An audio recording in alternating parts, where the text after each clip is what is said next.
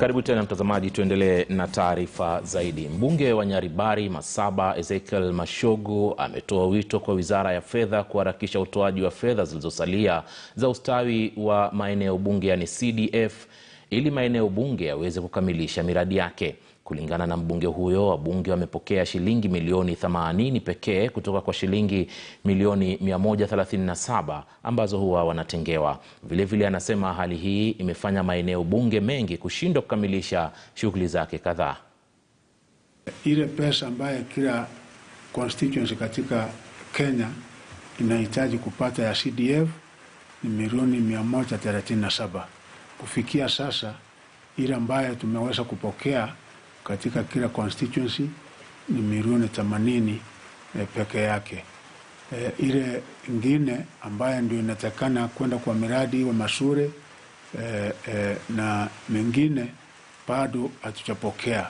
Tunauliza serikali ifanye kwa haraka ili katika huu mwaka kama bado ijaisha tuweze kupokea hiyo pesa, kwa sababu hii ndio pesa ambaye inaenea kila eneo katika taifa letu la Kenya. Sehemu yangu hii kuna miradi mbalimbali ambayo inataka kukamilika, inahitaji kukamilika katika msimu huu. Na sasa imeathirika pakubwa sana, kwa sababu sasa iwe madarasa, iwe karakana, iwe dormitories ambaye tungekuwa tumetumia hiyo pesa kuhakikisha ya kwamba imekuwa tayari before the end of the financial year, bado kwa sababu hatujapokea hiyo pesa. Kwingineko, wanafunzi katika eneo la kaskazini mashariki mwa nchi wamehimizwa kutia bidii shuleni licha ya changamoto nyingi wanazokabiliana nazo kama vile miundo msingi duni pamoja na uhaba wa walimu.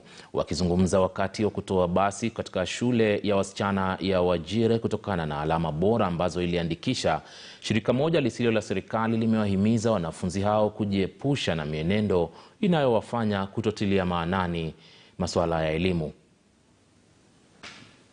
Today, we are presenting to you this vehicle as a recognition of the improved performance in KCSE of 2020. Your school has registered a remarkable improvement. The enrollment of this school is increasing, the performance is increasing, and we had the challenge of a transportation of the logistic in this school. This is going to reduce thoroughly our teachers coming late to school in a good time because of the vehicle. We are so much humbled as Wajir Girls Fraternity for the kind gesture that our brothers from Aldef, Kenya gave us a donation of a vehicle worth millions of shillings. Na hali ya maisha katika fukwe za Sori, kaunti ya Migori inatarajiwa kuimarika endapo bandari ya kisasa ya wavuvi iliyopendekezwa itajengwa. Katibu katika idara ya uvuvi na uchumi wa maziwa na bahari, Daktari Francis Owino, alisema kwamba serikali imefutilia mbali ujenzi wa zamani ambao haukukamilika na kumuondoa mwanakandarasi kutokana na kuongezeka kwa kiwango cha maji katika ziwa Victoria, hali iliyoharibu sehemu iliyojengwa zamani. Vile vile amesema serikali tayari imetenga fedha kwenye bajeti ya mwaka 2021-2022 ili kujengwa bandari ndogo ya wavuvi katika fukwe za Sori.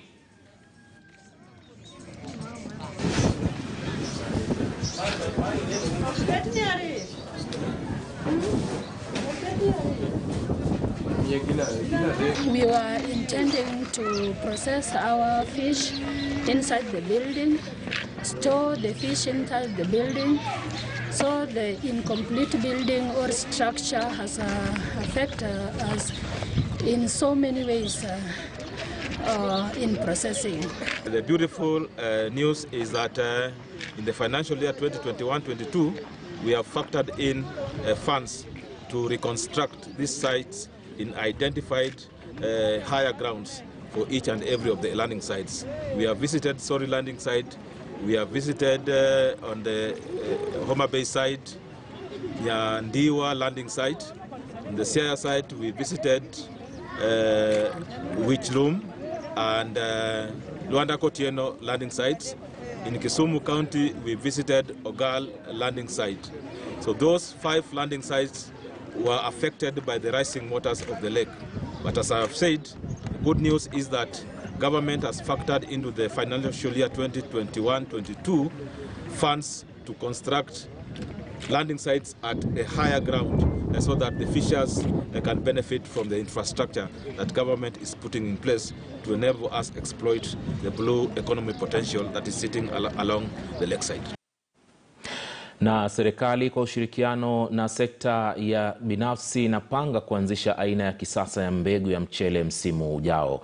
Wakfu wa teknolojia ya kilimo umetangaza kwamba wakulima sasa wataanza kuzipanda mbegu hizo aina ya hybrid kwa lengo la kuinua uzalishaji na kupunguza gharama ya uagizaji. Meneja wa mradi huo Daktari Sanini Kayode aliyasema hayo huko Hola katika kaunti ya Tana River kwenye ziara ya nyanjani katika kituo cha kuunda mbegu za kisasa. Mbegu hizo tayari zimeidhinishwa na idara ya ukaguzi wa afya na ya mimea.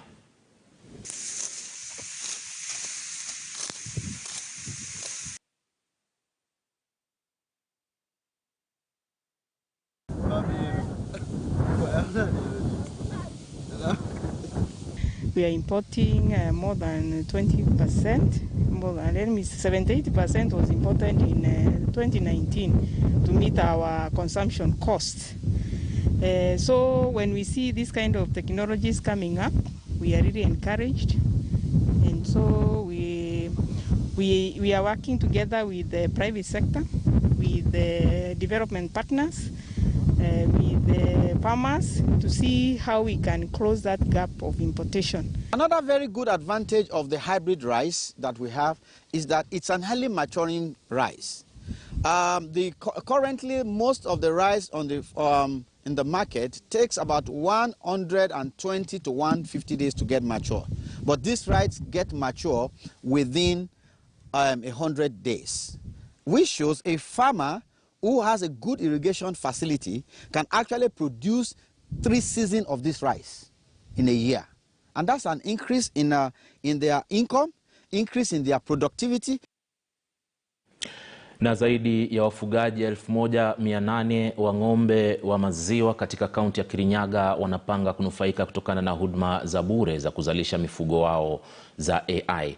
Hii ni baada ya serikali ya kaunti hiyo kutia sahihi mkataba wa maelewano na kituo kinachosimamia na kudhibiti uzalishaji wa mifugo wa kisasa. Kulingana na Gavana Anne Waiguru, huduma hiyo itasaidia pakubwa kuhakikisha mifugo wanaozalishwa wana uwezo wa kutoa maziwa mengi katika kaunti hiyo. 50,000 na inabeba mbegu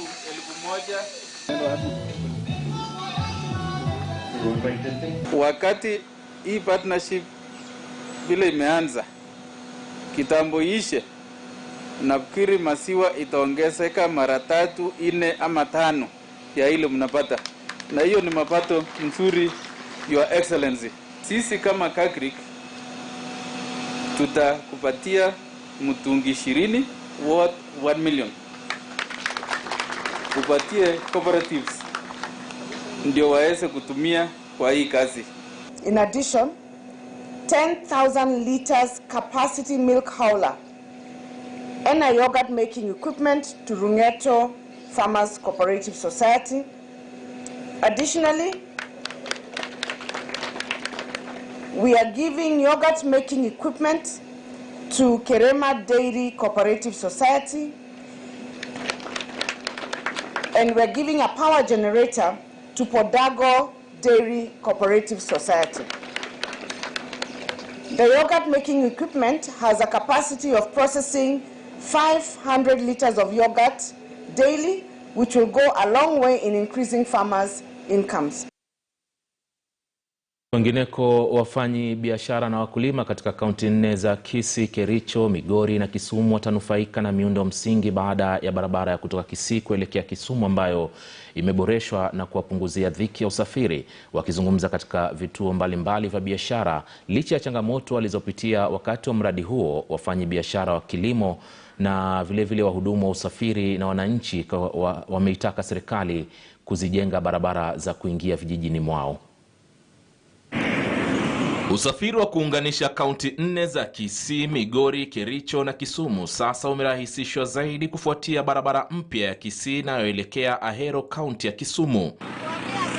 Awali wafanyabiashara na wakulima walipitia wakati mgumu kufikisha biashara zao kutokana na barabara mbovu, ila sasa shughuli za biashara katika vituo imenawiri na kuleta afueni kwa wenyeji wenye uhitaji wa huduma za afya. Kama pia hao wenye wanakuwa wagonjwa, ilikuwa kufika hospitali labda in emergency kama wamama wa kujifungua, ilikuwa ngumu sana. Kama sisi wakina mama unapata unapoteza maisha kwa njia.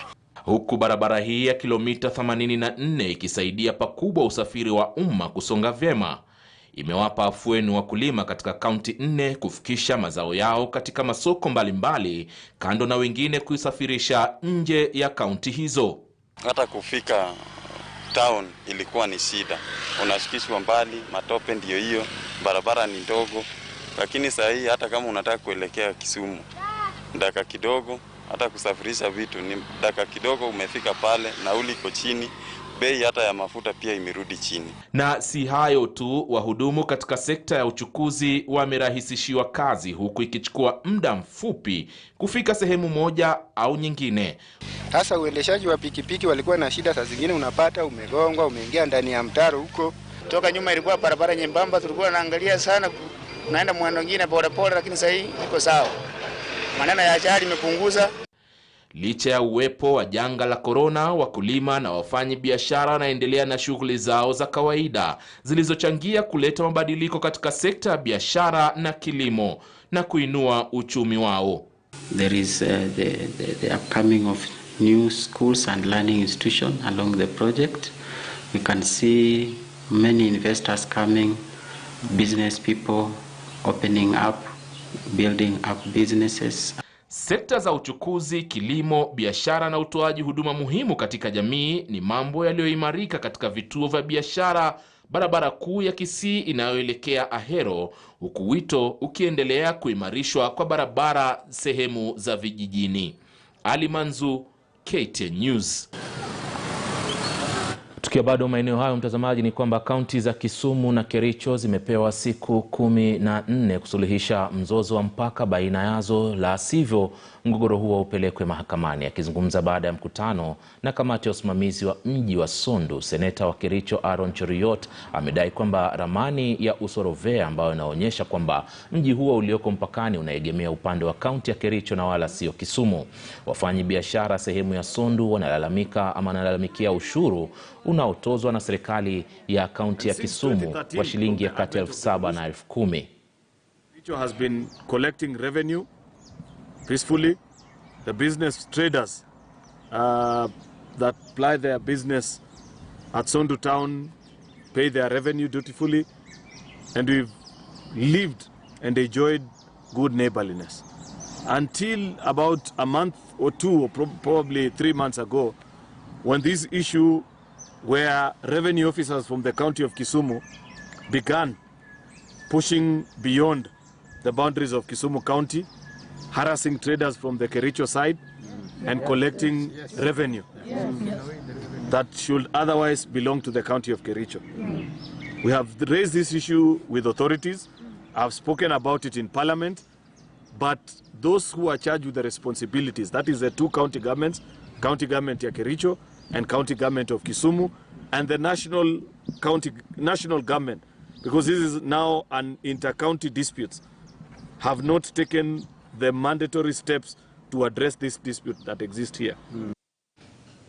Na mtazamaji, kufikia hapo na tamatisha taarifa za MBIU ya KTN alasiri hii. Kumbuka mwendo wa saa 1 kamili tutakuwa na taarifa zaidi za siku hii ya leo, lakini pia tukumbuke mwendo wa saa 12 nitakuwa namshikia mwanahabari mwenzangu Zubeda katika kile kipindi cha jukwaa la KTN. Hivyo basi usikose kifuatacho. Hata hivyo, hivi sasa ni kipindi cha michezo, yani Zilizala Viwanjani, ukiwa naye mwanahabari mwenzangu Ahmed Bahaj.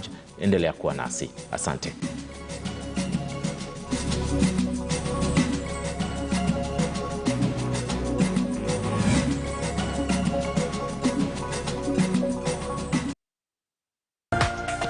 This is KTN News.